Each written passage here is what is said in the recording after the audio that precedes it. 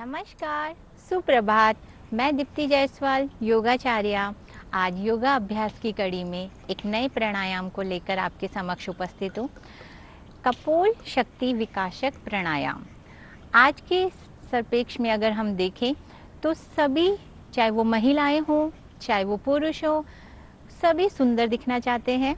तो ये प्राणायाम उसी के लिए मैं आप लोगों को सिखाती हूँ कि किस तरीके से किया जा सकता है। कॉस्मेटिक लगा के हम सुंदरता को अचीव करें, वो नेचुरल सुंदरता नहीं है।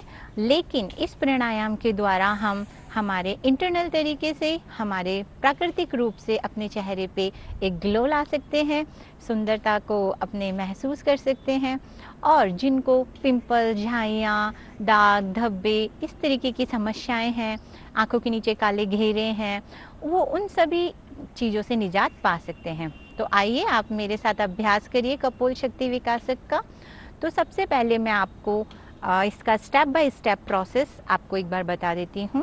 अपनी कमर, गर्दन, गला सबको सीधा रखेंगे, एकदम स्ट्रेट अवस्था में आप रहेंगे, सम स्थिति की अवस्था में रहेंगे। अब आप अपने पांचों फिंगर्स के टिप को इस तरीके से सटाएंगे, पांचों फिंगर की टिप को इस तरीके से टच करेंगे। ये हमारा पहला स्टेप है। दूसरा स्टेप हमारा रहेगा, आप अपने थंब को अपने नासिका रंध्र पे रखेंगे और नासिका को बंद करेंगे इस तरीके से।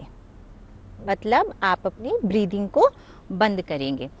जब आप अपनी ब्रीदिंग को बंद करेंगे, उसके बाद में आप अपनी गर्दन को नीचे की ओर झुकाएंगे और आपकी लिटिल फिंगर आपकी चेस्ट को टच करेगी।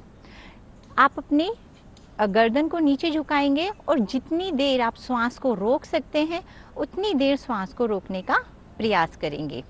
आइए आप मेरे साथ इसका अभ्यास करिए। धीरे से अपने माउथ से श्वास भरेंगे, अपने गालों को इस तरीके से फुलाएंगे ताकि आपके गालों की मांसपेशियों में ब्लड सर्कुलेशन थोड़ा फास्ट हो जाए। श्वास भरे मेरे साथ।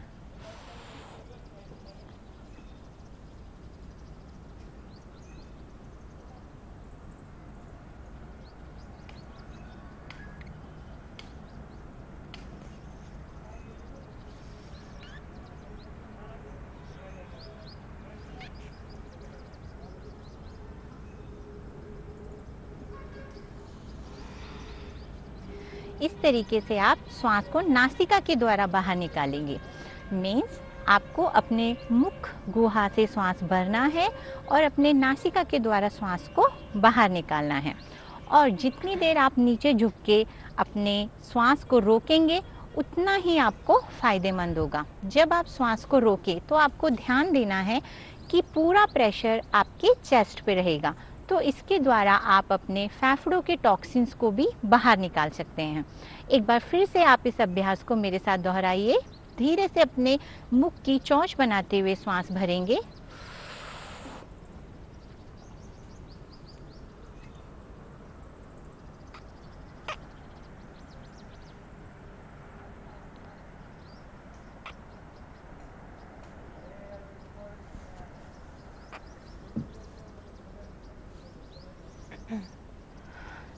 ऊपर उठ के अपनी ब्रीदिंग को नोज़ के द्वारा बाहर निकालेंगे।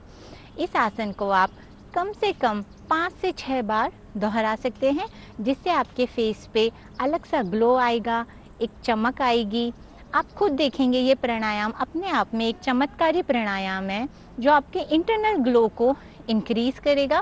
प्लस इसका दूसरा सबसे अच्छा फ़ायदा ये है, जब हम इस प्राणायाम को करते हैं तो आपकी पांचों ज्ञानेंद्रियाँ एक्टिवेट हो जाती हैं और पांचों ज्ञानेंद्रियों पे इस प्राणायाम का प्रभाव पड़ता है। अब इसी कड़ी में हम ये बताना चाहेंगे कि किस किस को ये नहीं करना चाहिए। इस प्राणायाम को सभी लोग कर सकते हैं, लेकिन थोड़ा सा हम ध्यान इस तरीके से देंगे इस प्राणायाम को, जिनको श्वास लेने में परेशानी हो या कोई श्वास रिलेटेड ब्रीदिंग की कोई प्रॉब्लम हो, वो इस आसन को ना करें, इस प्राणायाम को ना करें। जिसको हृदय रोगी जो हैं वो ब्रीथ को ज़्यादा देर कंट्रोल नहीं कर सकते, और हाई ब्लड प्रेशर के जो पेशेंट हैं वो भी इससे थोड़ा प्राणायाम से थोड़ा बचें। जो उनको हाई ब्लड प्रेशर की प्रॉब्लम है वो सिंपल इस तरीके से कर सकते हैं, श्वास भरें,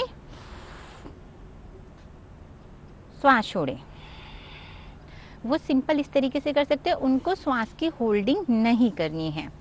और जैसा कि मैंने आपको बताया इसके फ़ायदे तो अनेक हैं और ये चमत्कारी प्राणायाम है, तो मैं उम्मीद करती हूँ आप इस प्राणायाम का अभ्यास रोज करेंगे। धन्यवाद। हरि ओम।